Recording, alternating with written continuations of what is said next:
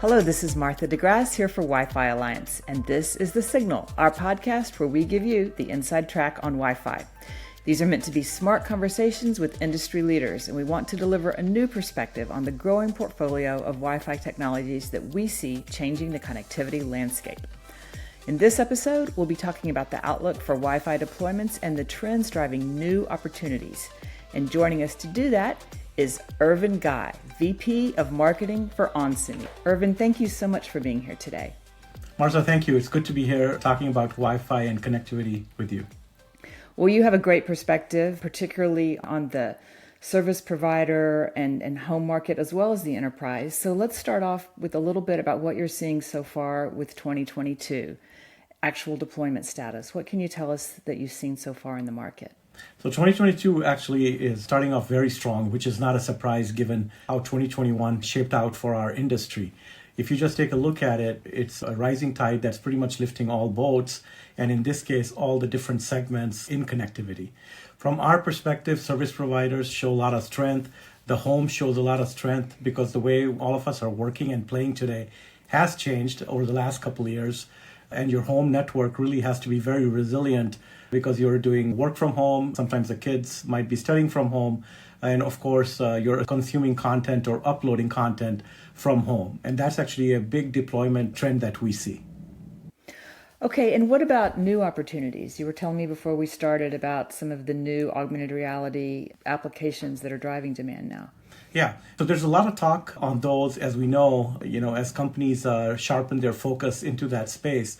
But one of the trends that we see in terms of actual shipments even today is how people are using additional applications on hardware that they already own or they have in the house. So for a couple of the biggest trends are, if you're doing more in the home, you are upgrading, or your service provider or your retail provider is helping you upgrade to applications like motion detection, or voice is becoming more dominant in terms of the UI or the user interface, and the context becomes very clear.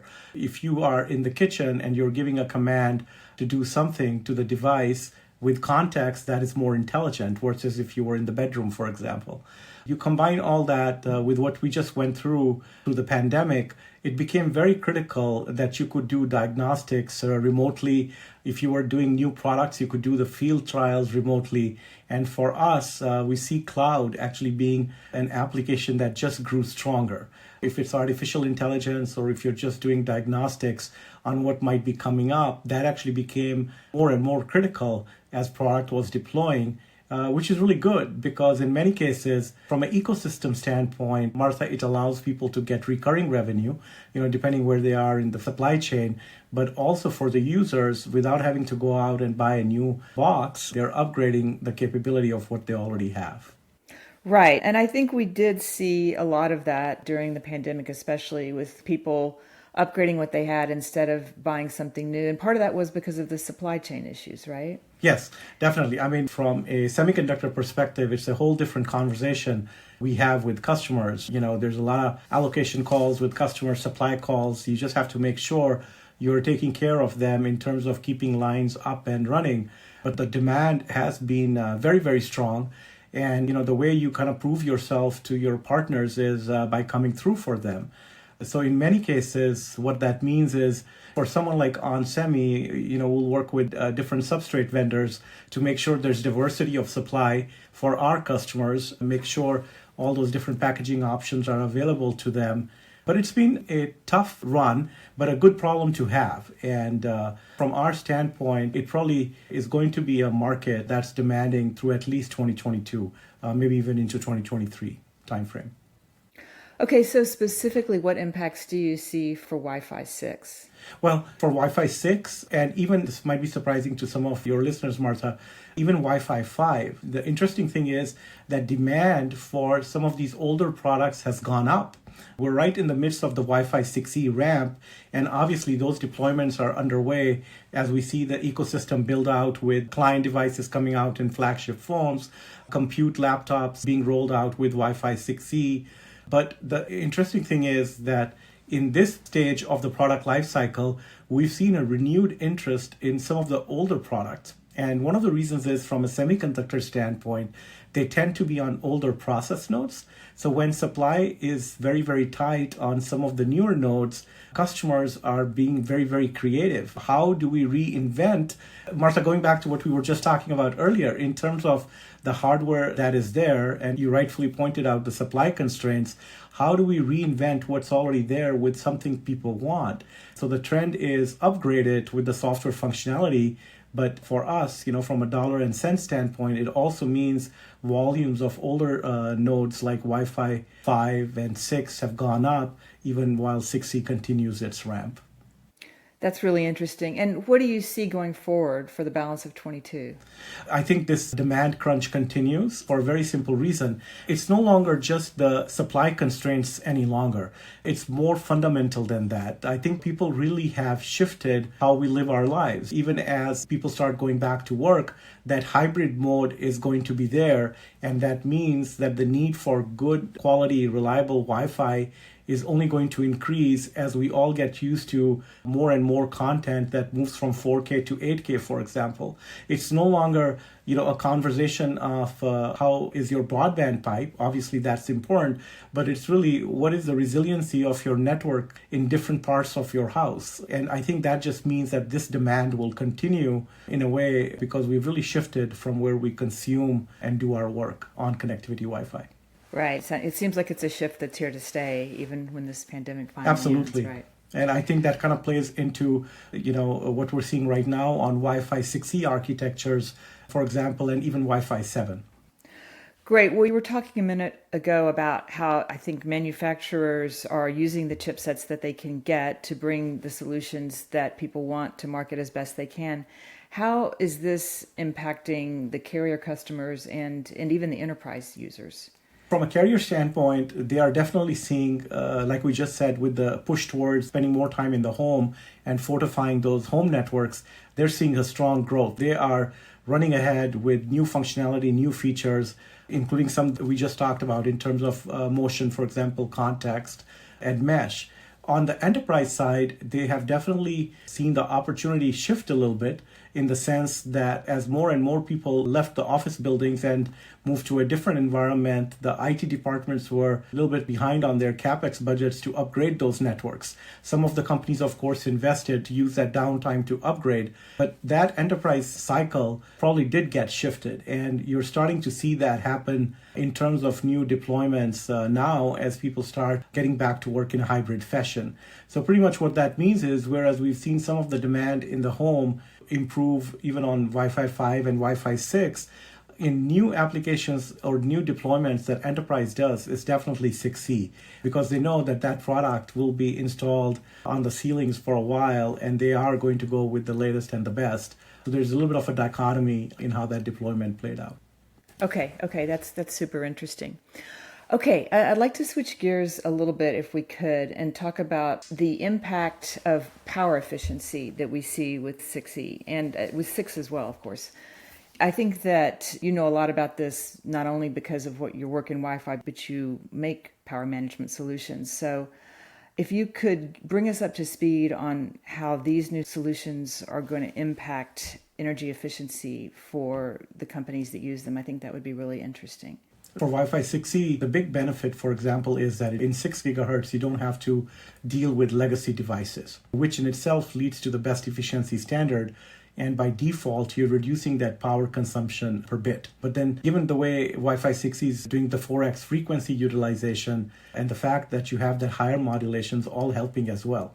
If you just distill it down to a very, very simple fact, with those wider channels and that increased spectrum, you're able to transmit a lot of information very, very quickly, just by default of that nature of conveying the data using less power, which in turn means the scope of the devices that you can address goes up.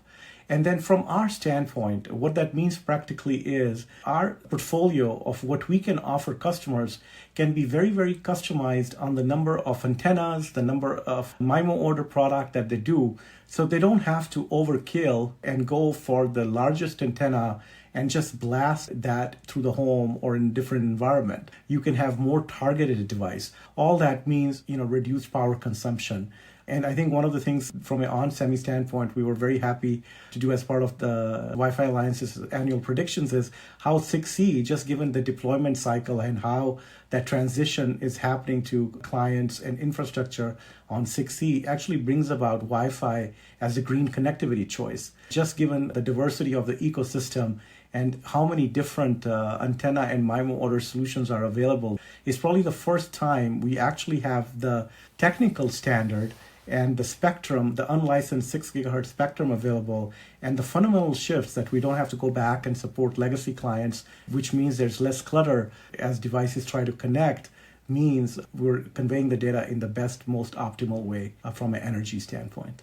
Okay, so these are obviously big advantages for enterprise customers. Are the system integrators aware of these advantages as they take solutions to their customers? For sure, for a couple reasons. If you just take a look at, for example, what the different bodies are doing, Europe has always been very, very much focused on green energy or the power budgets and stuff. In some countries, for example, you have to be completely in line or that product will not meet the requirements for shipment. So, from an onsemi standpoint, given the fact that we were first to market with the 12 MIMO product, we already had to work on addressing these challenges a couple generations ago, even on Wi-Fi 6, for example, and the later part of Wi-Fi 5. So when you go to tri-band, which is really what Wi-Fi 6 is pushing your infrastructure solutions to do, what that means is you have to be able to support that solution within the same power budget. For example, if you're installing it in infrastructure as an enterprise product, that PoE requirements are still the same. And if you want your customer to be able to deploy that product faster, your budgets are fixed. So the system integrators are very well aware that when you have solutions that have features like target wait time or the different power modes built in, they're going to take advantage of that. And we make sure from a semiconductor standpoint that, when you're using those products, they have that built in to make it easy for you to do so. All right, great. So in your opinion, what have the big changes been for the Wi-Fi community in the past few years? I think the biggest benefit that all of us see is this unlicensed spectrum that opened up, right? US 1200, Europe is doing really good. I was at an industry conference in Dubai just recently, and Saudi is coming out with the full 1200, the UAE is taking a look at. So it's not just one region, right? It's all these regions that are marching ahead with this spectrum. That actually has opened up a lot of opportunity in terms of the number of channels that you have available, the fact that they're wider. And fundamentally, this has made available the sandbox that allows the industry to grow over the next few years, maybe next 5, 7 to 10 years. If you take a look at Wi-Fi 6, moving on to Wi-Fi 6E, the biggest advantage we get is not only the extra throughput, but latency goes down. And if you move that to the discussions on Wi-Fi 7, it proves that our industry and the effort, for example, Wi-Fi Alliance is driving, it's not just a one-node victory, right? The stage has been set not only to take advantage of this increased spectrum and this lower latency today, but as we move forward with 7, how that continues.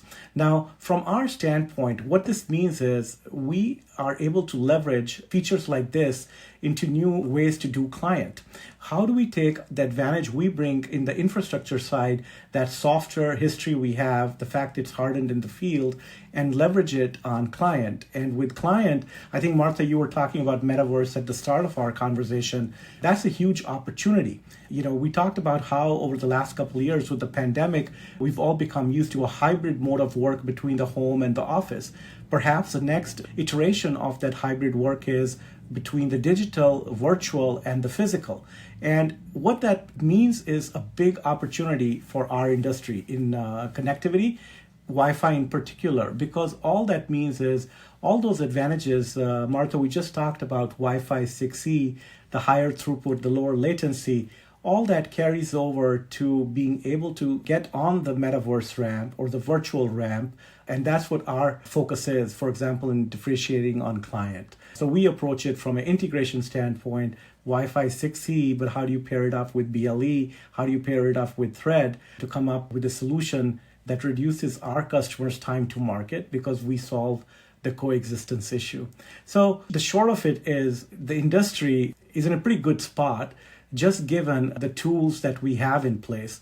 the increased spectrum from bodies like the FCC, but then also, the technology standards the industry's moving ahead on with the IEEE Wi-Fi Alliance. All that puts us in a good place with the right building blocks to take this forward over the next decade. Absolutely. Now, before we go, since you're talking about virtual reality and the metaverse, that has applications in some of the other markets that you serve, the industrial and automated manufacturing markets. Do you see Wi-Fi taking a bigger role there as we move forward? Definitely. For a very simple reason. Those same attributes that we talk about that benefit in terms of the high throughput or the lower latency are probably even more critical in segments like industrial. We all know that the first iteration of the hybrid work model was moving from the office into the home. But the trend that we see continuing right now is how do you also automate more of the factory floor? And these are numbers involved. If you have to retool a factory floor that was using Ethernet or it was wired, it takes simply a lot longer than if that factory floor was wireless, if those assembly lines were wireless. But it always came down to the practicality of how reliable it was and whether it was low latency enough. But when you're getting towards what we talked about, Wi-Fi 6E and the path towards 7, all that is not only practical, it's happening. And in many cases, Wi-Fi 6E will be part of, for example, some of the private network solutions, even with 5G or private 5G networks. So definitely it's a big market that our industry gets to play in. All right. Well, thanks for explaining that. Irvind Ghai, VP of Marketing at onsemi. Thank you so much for joining us on The Signal. Martha, always good talking to you. Thank you. Thank you. All right. As always, thank you so much for joining us on The Signal. You can check the show notes for more information on the topics we discussed today. And for all things Wi-Fi, check out y-fi.org. That's wi-fi.org. I'm Martha DeGrasse. Thank you for joining us on The Signal, and we'll see you next time.